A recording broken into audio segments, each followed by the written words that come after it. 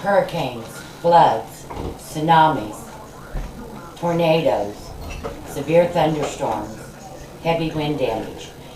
These are all disasters that can happen in different areas of the country and the world.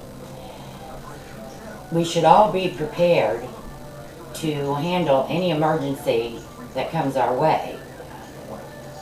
According to the Red Cross, we should each have our own disaster kit. That way you are able to survive if emergency personnel are not able to get to you. So I thought I would go over today kind of what should be included in a Red Cross emergency kit. And I've gotten this information off the internet from the redcross.org site, and it gives you a complete list of what you might want in your emergency kit. The Red Cross basically, for all citizens to be prepared, have 3 rules. Get a kit, make a plan, and be informed. So the first thing we're going to talk about is getting your kit together. The first and main thing you should all have is a Red Cross approved emergency kit. And what this kit includes is basically medical supplies that could be needed by anyone with you or yourself. Cord aid, bandages of course, an instant cold pack for sprains or that sort of thing. You should also always carry a light stick, and this one happened to come in the emergency kit that I bought, so that was quite convenient. You can buy small kits or you can buy larger kits that include everything. Also, a real handy thing to have is what they call hot hands. And these you rub together will keep your hands warm, will keep your body warm so that hypothermia won't set in. Also, this one includes Bengay for any sprains or anything. Also, it has all kinds of tapes. There's Schultheis in here. There's also an emergency blanket, which you should have one for each person in their kit. It's only this big, easy to carry. Also, something you want to be sure and have is sterile gloves. And this kit did come with those. And like I said, you just have to read the kit and see what comes in the kit, because you can buy a small one.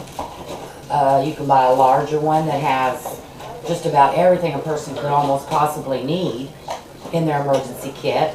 There are also instructions in this kit, which are very important, because you may have to deal with life-threatening emergencies and no medical personnel to help. So that would be the first thing you would want to include in your emergency kit. What I keep my emergency kit in is a backpack. It's easy for me to carry. I can basically get everything in here that I need for my emergency kit. Also, just for my own comfort, I carry a small blanket. I do have this survival blanket that was in the emergency kit, but this is just for my own comfort. I do have room to carry it, so I prefer to carry it. So I keep that in my emergency kit. We'll just put that in there. Also, something you want to have is something to have a source for fire. These are very handy, these little lighters. You can buy these, and those are nice and slim and trim and will fit into your bag very easily. You also want to have a good pair of scissors. You never know when you might need those, so those go into my emergency kit. Also, a big important thing is water. You must have a source of water. You can't survive without water. You can survive without food, but you cannot survive without water. So I put 3 bottles that I carry in my emergency pack. If for your home, they do suggest 1 gallon of water per person per day. So that would be something you would need in a larger emergency kit. Also in an emergency kit, you need a good flashlight. To keep from having to carry batteries for my flashlight, I have the wind-up flashlight that you can wind up repeatedly as needed, and then your light comes on and you've got a flashlight. You don't have to worry about putting batteries in it, because for power you just keep winding it. That goes in my emergency kit. Also, another very important thing is a battery-operated radio. That way you can get all local information. You want to carry extra batteries too for that radio. That way you can always have access to local information. If they have centers set up, if they have a medical center set up, if you're needing medical care or someone with you is needing medical care, you would know exactly where to go. Okay? Another thing that is very important in your emergency kit is information. You want to have like a photo ID copy of who you are, basically your address, things like that. I also have included, which is another thing that Red Cross does recommend, is important phone numbers.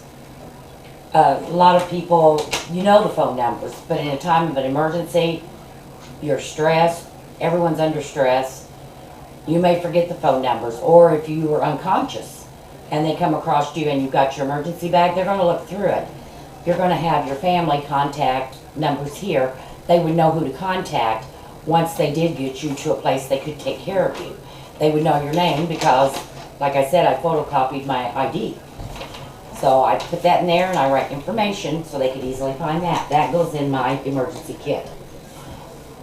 Also, I keep some money in my emergency kit. It may not be needed, but if it is, it would sure come in handy. So I do keep it, and I keep it in small bills. I also keep some change in here. That way I do have money to keep on hand. Now, I am not a diabetic, but my daughter is, and this is my emergency kit, but to me, I always make sure that I do have some form of sugar for her in case she would have a low blood sugar, have an insulin reaction. I carry M&Ms in my survivor pack. Plus, it's a neat little snack that I might want to eat, so I carry those in there. Also, I've got some snacks for myself, easy to carry, they're in boxes, Cheerios. I keep those in my survivor kit. You want to carry some sort of protein. I've got peanut butter and I've got crackers in a container so that they don't get squashed. That all goes in my survivor kit.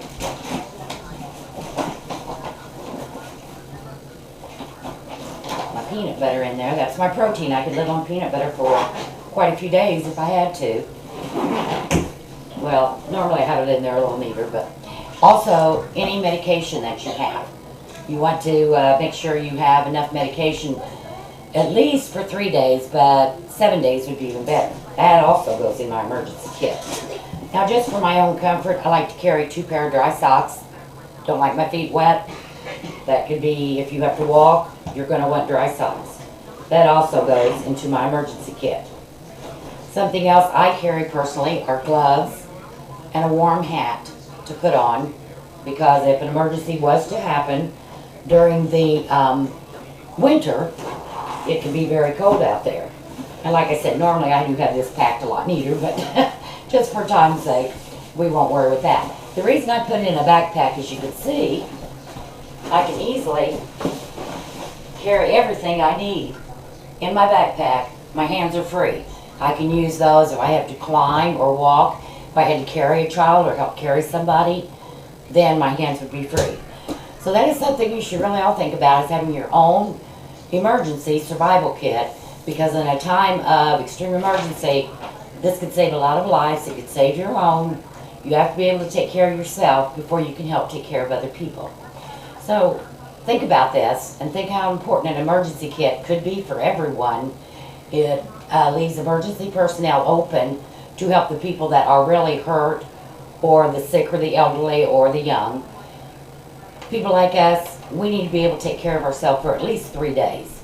So that's why I have my emergency kit. Thank you.